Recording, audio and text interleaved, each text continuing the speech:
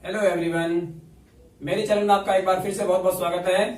आइए बढ़ते हैं नेक्स्ट एक्सरसाइज यानी 1.5 की ओर, चैप्टर 1 नंबर सिस्टम, जिसका सबसे पहला क्वेश्चन है classify the following numbers as rational और इरेशनल। मेरे पास कुछ नंबर्स हैं जिनको हमें क्लासिफाई करना है एज रैशनल और इरेशनल।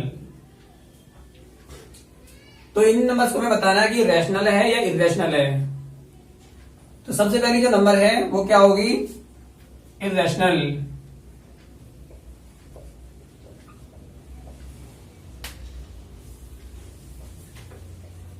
अब क्यों होगी इरेशनल? क्योंकि यहां पे जो एक नंबर है हमारे पास में 2, ये रैशनल है, जबकि ये अंडर रूट में जो है वो इरेशनल है। और दोनों का जो डिफरेंस होगा हमेशा, एक रैशनल नंबर और एक इरेशनल नंबर का जो डिफरेंस होता है वो हमेशा इरेशनल होता है। तो यहां हम लिखेंगे बीइंग a difference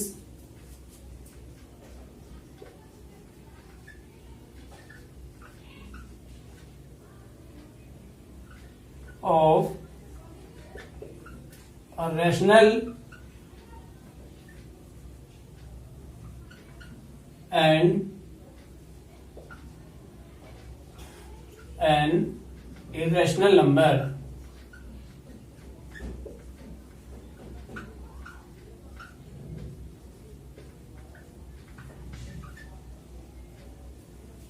क्योंकि ये एक रैशनल नंबर और एक इरेशनल नंबर का डिफरेंस है, इसलिए क्या है, ये एक रैशनल नंबर है। नेक्स्ट की तरफ बढ़ते हैं। नेक्स्ट में 3 प्लस √23 माइनस √23, तो दोनों को हम क्या कर देंगे? कैंसिल कर देंगे, क्योंकि प्लस और माइनस दोनों नंबर सेम है, दोनों पे ऑपोजिट साइन है, तो दोनों क्या हो जाएंगी? कैंसिल हो जाएंगी। और क्या बचेगा? 3। और 3 क्या है? 3 इज अ रैशनल नंबर। 3 क्या होगा? एक रैशनल नंबर होगा। इसी तरीके से यहां पे रूट से हम कैंसिल हो जाएगा, तो क्या बचेगा? 2/7। ये भी क्या होगा? रैशनल।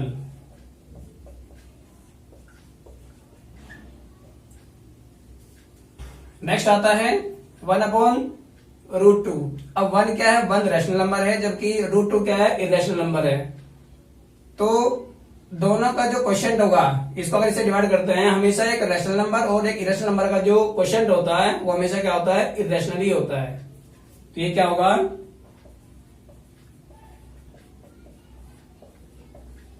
इरेशनल। इसके लिए हम रीजन देंगे being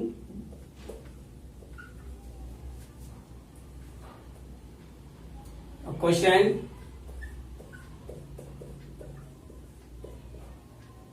of a rational and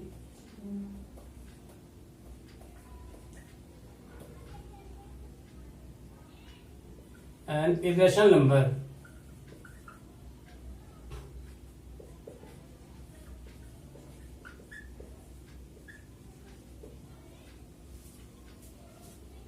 यानी ये रैशनल नंबर होगी और इरेशनल नंबर होगी, इन दोनों का जो क्वोशिएंट होगा वो क्या होगा? वो भी इरेशनल होगा। इसके बाद आता है 2 और पाई। पाई के बारे में आपने सुना होगा कहीं। पाई की जो वैल्यू होती है वैसे 22.7 होती है, या पॉइंट में 3.14 भी हम यूज करते हैं।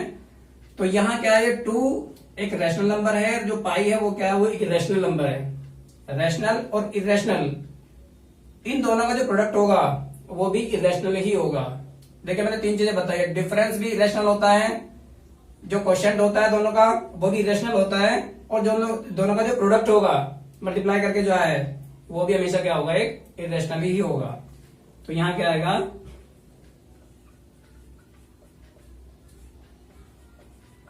इरेशनल। क्यों होगा?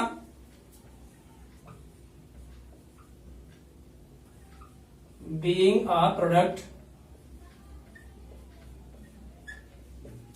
of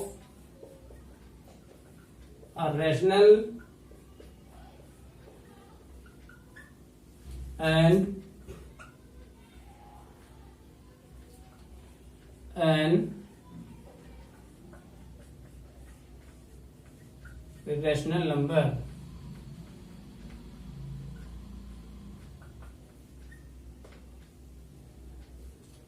तो ये हो गए हमारे 5 पार्ट दे रखे थे इसमें, जिन्हें हमें क्या करना था, क्लासिफाई करना था कि रैशनल है या फिर इरेशनल है। आइए मूव करते हैं क्वेश्चन नंबर 2 की ओर। Simplify each of the following expressions. जो एक्सप्रेशंस हमें गिवन है उनको क्या करना है, सिंप्लीफाई करना है। अभी देखिए ये क्वेश्चन जो है आइडेंटिटी से भी हो सकते हैं, जो फॉर्मूले होते हैं उनसे भी हो सकते हैं, लेकिन अभी मैंने ना ही फॉर्मूले बताए हैं और ना ही अभी हमें 1.5 में अभी फॉर्मूले की जरूरत है, कि जितनी भी आइडेंटिटीज है वो चैप्टर 2 में है सारी। तो अभी आप जो इस चैप्टर में बिना आइडेंटिटी के ही सीखिए। तो सिंप्लीफाई करने के लिए क्या होता है, सबसे पहले 3 और मल्टीप्लाई करना है 2 + √2। इसके बाद मल्टीप्लाई करना है हमें √3 से, और यहां फिर अगेन 2 + √2। दोबारा से सुन लीजिए, पहले 3 की मल्टीप्लाई करनी है 2 + √2 से, और फिर √3 की मल्टीप्लाई करनी है 2 + √2। तो 3 2 या 6। मल्टीप्लाई करने का तरीका क्या होता है, पहले मल्टीप्लाई इसकी होगी दोनों की इनकी, फिर इसकी मल्टीप्लाई होगी। इसी तरीके से पहले इनकी मल्टीप्लाई करेंगे, उसके बाद फिर इनकी मल्टीप्लाई करेंगे। तो 3 2 या 6 प्लस 3 की √2 से मल्टीप्लाई करेंगे तो 3 √2। अच्छा एक चीज और मैं बता दूं, कभी भी एक पे रूट है नंबर पे, दूसरे पे रूट नहीं है, तो उनकी मल्टीप्लाई अंदर नहीं होगी, इसको हम 3 2 या 6 नहीं कर सकते। तो ये जो 3 है वो हमेशा कहाँ रहेगा, रूट के बाहर ही रहेगा, क्योंकि इसमें रूट नहीं है। एक में रूट है, एक में नहीं है, तो एक ये जो नंबर है हमारी वो ऐसे ही एज इट इज रहेगी 3 √2। इसकी मल्टीप्लाई अंदर इसमें नहीं होगी, इसे √6 नहीं हो सकता। ये √6 हो जाता अगर यहाँ पे भी रूट होता, इसमें भी रूट होता, तो 3 2 6 यहाँ पे √6 आ जाता। फिर इसके बाद आगे बढ़ते हैं थोड़ा सा। 2 की √3 से मल्टीप्लाई करेंगे तो 2 में रूट नहीं है, सिर्फ किसमें रूट है, 3 में। ठीक है, तो इसमें भी 2 बाहर रहेगा, अंदर मल्टीप्लाई नहीं होगी। लेकिन यहां देखिए दोनों में रूट है, तो इन दोनों के में रूट होने का मतलब है कि ये बन जाएगा √6। अब ये अंडर में आ गया। जब दोनों में रूट होता है तभी मल्टीप्लाई होंगे, तब अंदर लिखा जाएगा। अदरवाइज एक पे रूट है एक पे नहीं है, तो रूट के जिसमें नहीं है वो बाहर लिखा जाएगा, और जिस पे रूट है वो अंदर रहेगा। अब देखते हैं इसमें, इसको अगर वो सिंप्लीफाई हो सकता है तो करेंगे, अदरवाइज नहीं करेंगे। अभी देखते इसमें कोई लाइक टर्म है 6 3 √2 2 √3 √6, इसमें कोई भी लाइक टर्म नहीं है। अगर इसमें कोई भी लाइक टर्म नहीं है तो ना कुछ ऐड होगा इसमें, ना ही कुछ सब्ट्रैक्ट होगा, ना कुछ कटेगा, और यही आंसर होगा। इसके बाद मूव करते हैं नेक्स्ट क्वेश्चन में। तरीका वही रहेगा मल्टीप्लाई करने का जो मैंने बताया। 3 की मल्टीप्लाई पहले किससे करनी है, 3 - √3 से, 3 - √3, और प्लस √3 की मल्टीप्लाई भी ऐसे करनी है 3 - √3 से। ठीक है, 3 की मल्टीप्लाई पहले 3 से करेंगे, 3 3 9, -3 की √3 से करेंगे, ये हो गया 3 √3, प्लस 3 की √3 से करेंगे, ये भी 3 √3 हो जाएगा, -√3 की √3 से करेंगे तो ये आएगा √9, और 9 का रूट कितना होता है, 3। तो हम इसे √9 ना लिख करके क्या लिखेंगे, 3 लिखेंगे यहाँ पे। ठीक है, अब ये दोनों लाइक टर्म है, 3 √3 और 3 √3, तो ये दोनों, एक माइनस का है दूसरा प्लस का है, तो दोनों क्या हो जाएंगे, दोनों कैंसिल हो जाएंगे। तो क्या बचा, 9 और -3, तो 9 में से 3 को माइनस करेंगे तो आंसर क्या आएगा, इसका आंसर आएगा 6। 9 में से 3 माइनस हो जाएगा, ये दोनों कैंसिल हो गए। तो ये हो गया इसका सेकंड पार्ट। अब देखते हैं थर्ड पार्ट इसका।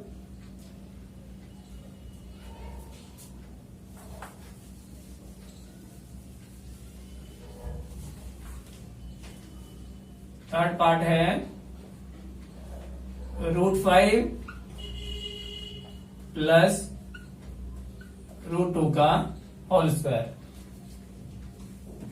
तो यहां होल स्क्वायर क्या बताता हमें कि एक नंबर की उसी नंबर से मल्टीप्लाई।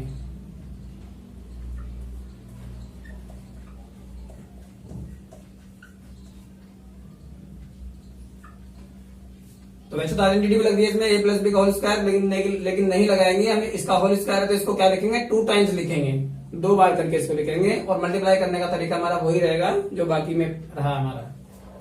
तो √5 की मल्टीप्लाई करनी है पहले √5 प्लस √2 से, इसके बाद √2 की मल्टीप्लाई करनी है √5 प्लस √2। समझ आया, √5 की मल्टीप्लाई करनी है पहले इससे, और फिर √2 की मल्टीप्लाई करनी है। तो √5 की √5 से मल्टीप्लाई करके कितना आएगा, √5 की √5 से मल्टीप्लाई करके आता है हमारा √25, और 25 का रूट कितना होता है 5, तो इसको क्या लिखेंगे, डायरेक्ट 5 लिखेंगे, प्लस √5 की √2 से मल्टीप्लाई करेंगे तो ये आएगा √10।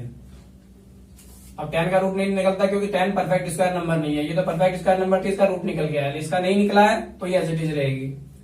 इसके बाद आता है √2 की √5 से मल्टीप्लाई करेंगे तो ये भी √10 हो गया, प्लस अब √2 की √2 से करेंगे तो क्या आएगा, ये आएगा √4, और 4 का रूट कितना होता है 2, तो यहां लिखेंगे 2।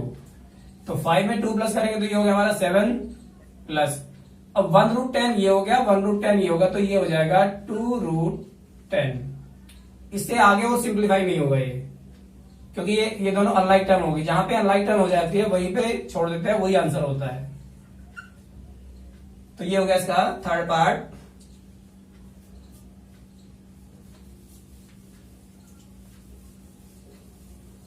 फोर्थ पार्ट है इसका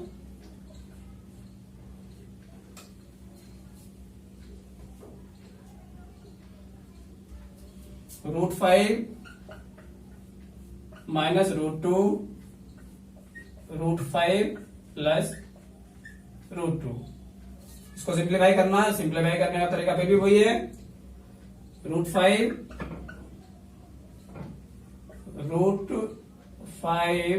प्लस √2 माइनस √2 और अगेन √5 प्लस √2,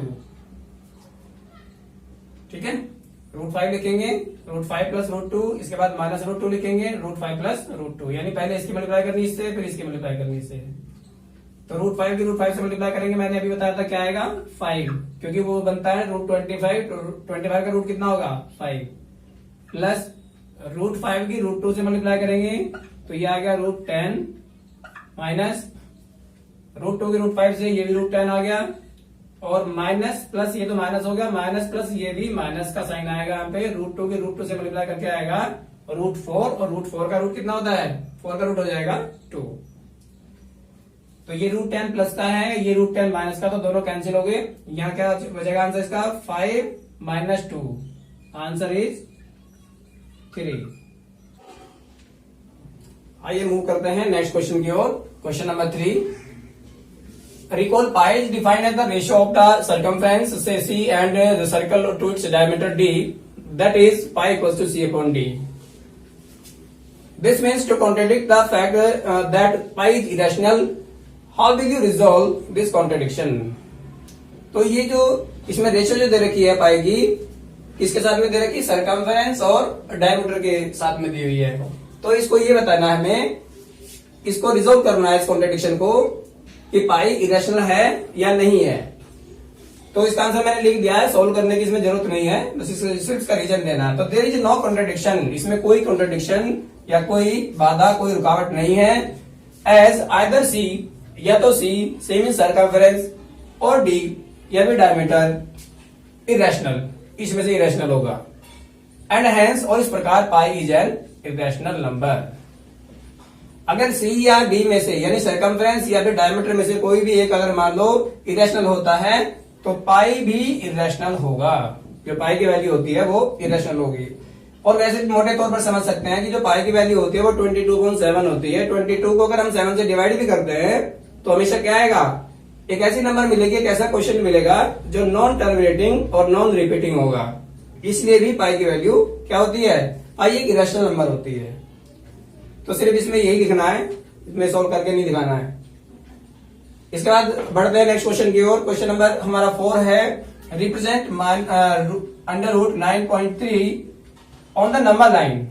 आपने इससे पहले किसी भी क्लास में आपने देखा होगा कि कोई भी नंबर हम नंबर लाइन पे जब रिप्रेजेंट करते हैं तो उसमें क्या होता है, कुछ इंटीजर्स में लिखे रहते हैं, नंबर लाइन के ऊपर कुछ इंटीजर्स लिखे होते हैं। लेकिन इससे पहले कभी आपको ये बिल्कुल नई चीज है आपके लिए कि सबसे पहले तो जो नंबर है, जो इंटीजर है वो पॉइंट में है। यहाँ पे जो नंबर दे रखी 9.3 है और वो अंडर रूट में भी है। तो इससे पहले ऐसी कोई नंबर नहीं आई होगी अंडर रूट वाली जिसको हम लाइन एक नंबर लाइन पर रिप्रेजेंट कर सके। तो ये पहली बार आप सीख रहे हैं, थोड़ा सा नया है तो इसको जरा ध्यान से सीखिएगा। तो सबसे पहले क्या करेंगे, एक लाइन ड्रॉ कर देते हैं। Line has no length, line की कोई लेंथ नहीं होती, इसमें ये नहीं है कि कितने सेंटीमीटर को करना है। एक लाइन हमने ड्रॉ कर ली। लाइन ड्रॉ करने के बाद क्या करते हैं, उस पर यहां से मार्क कर देते हैं 9.3, या आप यहाँ 9.3 लाइन पे मार्क कर देंगे 9.3, क्योंकि नंबर हमारा क्या है 9.3 जो रिप्रेजेंट करना है। तो यहां से आप हमने क्या किया, 9.3 को यहां मार्क कर दिया। मार्क करने के बाद क्या करते हैं, इसको 0 ऐड करते हैं यहां पे, ठीक है। और उसके बाद एक एक यूनिट, अब देखो 9.3 में यहाँ कुछ यूनिट नहीं दी हुई है, ना सेंटीमीटर दिया है या मिलीमीटर, कुछ नहीं दिया इसके अंदर। तो हमें क्या करना है, यूनिट है। अब यूनिट को हम 1 सेंटीमीटर भी मान सकते हैं, 2 सेंटीमीटर भी मान सकते हैं, 1 इंच भी मान सकते हैं, 1.5 सेंटीमीटर, कुछ भी मान लीजिए। यूनिट यूनिट होती है, बस ये ध्यान रखना है कि ये यूनिट सेम होनी चाहिए सारी। ये जरूरी नहीं है कि वो 1 सेंटीमीटर, जनरली हम 1 सेंटीमीटर में लेते हैं, क्योंकि हमारा जो स्केल होता है वो सेंटीमीटर में होता है, और सेंटीमीटर से ज्यादा कर लेते हैं तो थोड़ा सा और बहुत बड़ी लंबा लाइन हो जाएगी, तो सेंटीमीटर में ही समझ लीजिए इसको।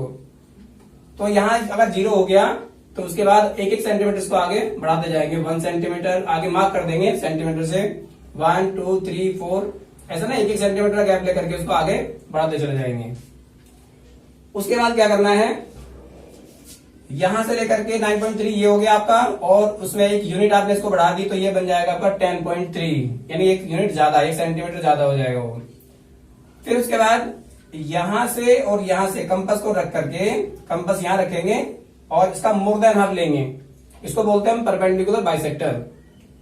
तो यहां कंपास लेने के बाद में मोर देन हाफ लेकर के एक आर्क आप ऐसे लगाएंगे और एक यहां लगाएंगे, ऐसे इस तरीके से दोनों तरफ आर्क लगेगी। और फिर कंपास को उठा लेना है और खोलना कितना था, मोर देन हाफ, यानी आधे से ज्यादा। फिर कंपास को यहां से आपको कहां रखना है, इस साइड में, आपको जहां पे 1 यूनिट दी थी आपको वहां रखना है। और उसमें रेडियस को कम या ज्यादा नहीं करना। रेडियस अगर आपने कम या ज्यादा कर दी तो आपका जो परपेंडिकुलर बाइसेक्टर है वो उसको बाइसेक्ट नहीं करेगा। तो जितना आपने रेडियस यहां से दी थी इधर से, वही रेडियस आपको यहां रखनी है और 1 पे रख करके आपको ये दोनों आर्क लगानी है, जिससे क्या होगा, ये कट जाएगा यहां से और कटेगा कहां, इस वाले पॉइंट पर। इसको मैंने P नाम दिया है। तो ये हो गया इसका परपेंडिकुलर बाइसेक्टर। इसके बाद क्या करना है, कंपास को यहां रखेंगे और कंपास को यहां रखने के बाद उसको इतना रेडियस देंगे, यहाँ पे इतना रेडियस खोलना है कि वो यहां तक आ जाए जहां से हमने शुरुआत करी थी। और एक सेमी सर्कल बनाना है यहां से। और यहां भी ध्यान रखिएगा, ये इधर भी आपका यहां आना चाहिए बिल्कुल एग्जैक्ट 1 पे। 1 पे नहीं आ रहा तो इसका मतलब परपेंडिकुलर बाइसेक्टर सही से ड्रॉ नहीं हुआ है। इसके बाद क्या करना है, सेमी सर्कल बन गया। सेमी सर्कल बनने के बाद में यहां 0 पे आपको एक परपेंडिकुलर लाइन ड्रॉ करनी है यहां से। इसको आप प्रोटेक्टर की हेल्प से भी कर सकते हैं। तो यहां से आपने परपेंडिकुलर लाइन ड्रॉ करी है इतनी सिर्फ। उसके बाद कंपास रखना है यहाँ पे और कंपास को इतना ऐसे इतना ओपन करना है, इतना एक्सटेंड करके और एक आर्क लगानी इस तरीके से। तो ये जो आप यहां से आर्क लगाएंगे 0 से, यहां से जो आपने आर्क लगाई है तो वो आपकी कहां आएगी, यहां मैंने 1 लिखा, 2 3 के आसपास यहां आएगी बिल्कुल। क्यों, ये भी कंफर्म हो जाता है क्योंकि अगर 9 होता, ये 9.3 ना होकर के अगर ये सिर्फ 9 होता तो 9 का रूट कितना होता है, 9 का रूट होता है 3। लेकिन ये 9 से कुछ ज्यादा है, 9.3 है। तो इसका मतलब क्या है कि 3 से हल्का सा यहाँ 3 के आसपास ही, उसके आगे ही आएगा ये वाला पॉइंट जो आर्क लगेगी यहाँ पे, तो यहां करके मिल जाएगी वो। 3 से पहले नहीं आएगी क्योंकि 9 का रूट 3 होता है, तो उससे थोड़ा सा आगे जाएगी। तो इसी तरीके से अगर मान लो कोई और भी नंबर होती है, जैसे ये तो 9.3 हो गई, उसके बाद कोई 6.3 है या कुछ भी है, और उसका सबका करने का तरीका, हमारी 6.3 है, एक एग्जांपल लेके चलता हूं मैं, 6.3 है तो आपने क्या किया, यहाँ से 6.3 ड्रॉ करेंगे। 6.3 ड्रॉ करने के बाद में उसको 1 सेंटीमीटर और बढ़ा देंगे आगे, 1 यूनिट, और फिर यहां तक इसको 1 सेंटीमीटर, जैसे आपने यहाँ 1 लिया है, 1 लेकर के यहां से आपने क्या किया, यहां से और यहां से परपेंडिकुलर बाइसेक्टर ड्रॉ किया, ये वाला मैंने बताया था, मोर देन हाफ लेकर के रेडियस लगानी दोनों साइड में। तो ये हो जाएगा परपेंडिकुलर बाइसेक्टर। फिर इसका कंपास को यहाँ रखना है और इतना खोलना है यहाँ तक का, इतना रेडियस लेकर के ये एक सेमी सर्कल बन जाएगा। सेमी सर्कल बनने के बाद में यहाँ 0 से आपने क्या किया, परपेंडिकुलर ड्रॉ किया यहाँ से 90 डिग्री, प्रोटेक्टर की हेल्प से कर सकते हैं इसे। फिर कंपास को यहाँ रखना और इतना एक्सटेंड करना है, इतना खोलना है, जितने भी लेंथ है यहाँ तक ही इतना खोल के और एक आर्क लगानी इस तरीके से। तो ये जहां भी इसको टच करेगा इस लाइन को, वही आपका होगा अंडर रूट में 6.3। तो इसी तरीके से और भी नंबर लेकर के प्रैक्टिस कर सकते हैं। तो ये हो गया आपका क्वेश्चन नंबर 4। चलिए आइए मूव करते हैं नेक्स्ट क्वेश्चन, क्वेश्चन नंबर 5 की ओर। Rationalise the denominators. अब रैशनलाइज करना ये बिल्कुल आपके लिए एक न्यू वर्ड है। आपको नहीं पता कि रैशनलाइजेशन क्या होता है। डिनोमिनेटर आपको पता है कि डिनोमिनेटर क्या होता है, लेकिन रैशनलाइज करना ये अभी तक नहीं सीखा आपने। तो डिनोमिनेटर जैसे कि ये न्यूमरेटर और ये डिनोमिनेटर है, तो हमें क्या करना है, इसको रैशनलाइज करना है डिनोमिनेटर को, यानी √7 जो है यहाँ पे इसको रैशनलाइज करना है। तो कैसे करेंगे, क्वेश्चन लिखा और रैशनलाइज करना मतलब इसमें जो 7 में जो रूट लगा हुआ है, जो स्क्वायर रूट का जो साइन लगा हुआ है, इसको रिमूव करना है, इसको हटाना है। तो कैसे हटेगा वो, मल्टीप्लाई कर दीजिए न्यूमरेटर और डिनोमिनेटर से √7 से मल्टीप्लाई कर दीजिए। तो √7 से अगर मल्टीप्लाई करते हैं तो √7 बन जाए √7, और √7 की √7 से मल्टीप्लाई करते हैं तो क्या आएगा √49, और 49 का रूट कितना होता है 7। ये हो गया जी। हमें सिर्फ न्यूमरेटर में इसका रूट का साइन आएगा नहीं आएगा वो नहीं देखना है, हमें सिर्फ क्या करना है, डिनोमिनेटर को रैशनलाइज करना है। डिनोमिनेटर में से जो अंडर रूट का साइन है उसको रिमूव करना है, उसे हटाना है। तो किसी भी ऐसी नंबर से मल्टीप्लाई करेंगे दोनों में, न्यूमरेटर में भी और डिनोमिनेटर में भी, जैसे क्या हो जाए, इसका ये साइन रिमूव हो जाए और ये साइन इसका रिमूव हो गया। कैसे हुआ, √7 की √7 से मल्टीप्लाई करिए 49 आ गया रूट, और 49 का रूट कितना होता है 7। तो ये हो गया इसका फर्स्ट पार्ट। ये था सिंगल टर्म में। अब यहां पे क्या आ गई, 2 टर्म आ गई है। इसको अगर हमें रैशनलाइज करना है तो क्वेश्चन लिख लीजिए पहले, √6। इसमें भी मल्टीप्लाई करना है, बट किससे मल्टीप्लाई करना है ये देखने वाली बात है। नंबर आपके यही रहेंगे जो इसमें दे रखी है, √7 और √6, लेकिन साइन जो आपने ये वाला लिया है, माइनस का साइन यहाँ पे है, तो आपको साइन ऑपोजिट साइन उसका लेना है, यानी प्लस साइन लेना है। तो ये हो गया √7 प्लस √6, √7 प्लस √6। बात समझ आई, नंबर्स यही रहेंगे √7 और √6, लेकिन साइन अगर यहाँ पे प्लस है तो आपको माइनस साइन लेने हैं दोनों में, और अगर यहाँ माइनस साइन है तो यहाँ पर दोनों आपको साइन प्लस लेने हैं। यानी हमेशा क्या करना है, ऑपोजिट साइन लगाने हैं। इसका ऑपोजिट साइन यहां होनी चाहिए दोनों जगह, ये दोनों नंबर सेम होंगी, और जो साइन यहां जाकर प्लस है तो दोनों जगह माइनस, माइनस है तो दोनों जगह प्लस। तो सबसे पहले क्या करना है, किसी की भी 1 से मल्टीप्लाई करते हैं, अगर इसकी 1 से मल्टीप्लाई करेंगे तो आ जाएगा √7 प्लस √6, यानी एज इट इज रहेगा, एज इट इज रहेगा, क्योंकि किसी भी 1 से मल्टीप्लाई करते हैं तो वही नंबर आती है। और यहां देखिए a minus B into A plus B, ये आपने 8th में आइडेंटिटी पढ़ी होगी, 8th में आइडेंटिटी है ना, a minus B into A plus B, तो ये होता है a² माइनस b²। तो a minus B into A plus B, तो ये हो गया a² माइनस b², दोनों के स्क्वायर हो गए।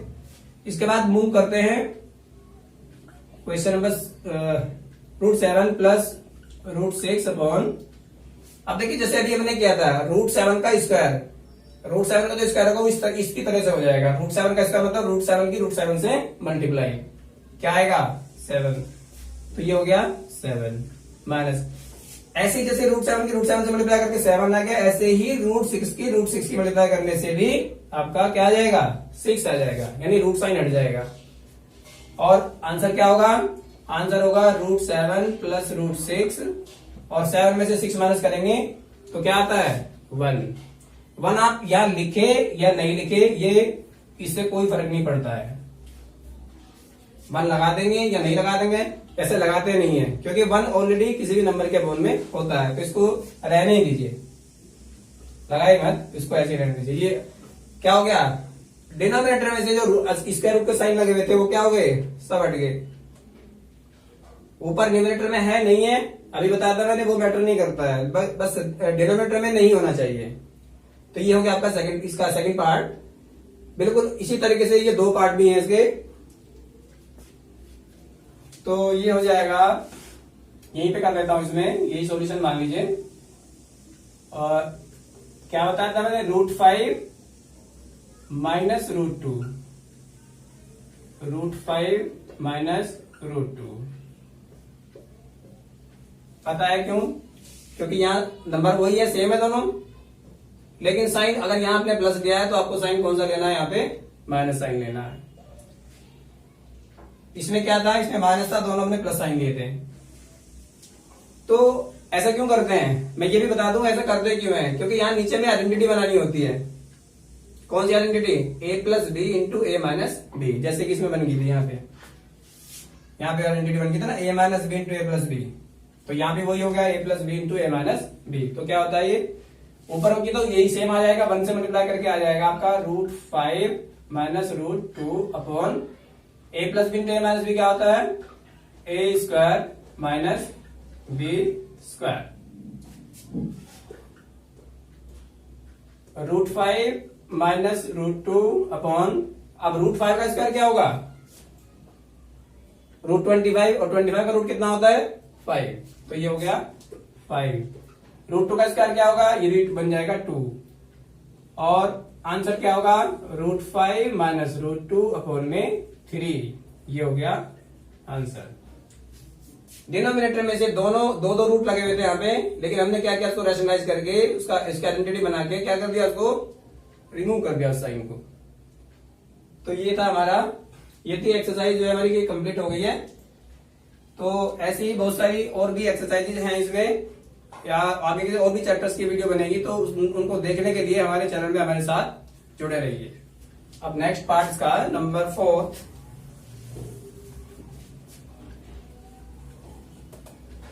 One upon √7 minus 2। आप इसमें देख रहे होंगे कि एक नंबर पे स्क्वायर रूट का साइन लगा हुआ है, दूसरे पे नहीं है। तो ये थोड़ा सा करना अलग हो जाएगा इसमें, क्योंकि वहां दोनों जगह आपको रूट दिखाई दे रहे हैं, इस क्वेश्चन में भी दोनों जगह रूट थे, रूट के साइन थे। तो यहाँ आपने एक नंबर पे रूट है, दूसरे पे नहीं है, तो इसको रैशनलाइज करने के लिए क्या करना है,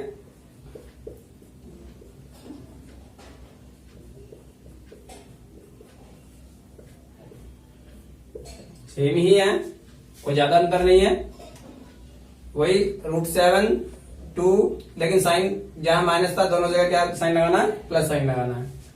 तो प्लस साइन लगाने के लिए अब 1 से मल्टीप्लाई करेंगे तो ये आ गया आपका √7 + 2, और नीचे क्या फॉर्मूला बन गया, a-b इंटू a+b क्या होता है, a² माइनस b²। तो न्यूमरेटर सेम होगा, यहां आइडेंटिटी बन गई। √7 का स्क्वायर क्या होता है, 7, और √7 का स्क्वायर तो हो गया 7 माइनस, लेकिन यहाँ 2 पे अब की बार रूट नहीं है, तो इसके लिए क्या होगा, 2 × 2 = 4, और आंसर होगा √7 + 2 अपॉन 3। तो ये हो गया इसका लास्ट पार्ट, और इसी के साथ में हमारी जो एक्सरसाइज है वो कंप्लीट हो जाती है 1.5। आगे की और बहुत सारी जो वीडियोज हैं वो देखने के लिए हमारे चैनल में हमारे साथ बने रहिए।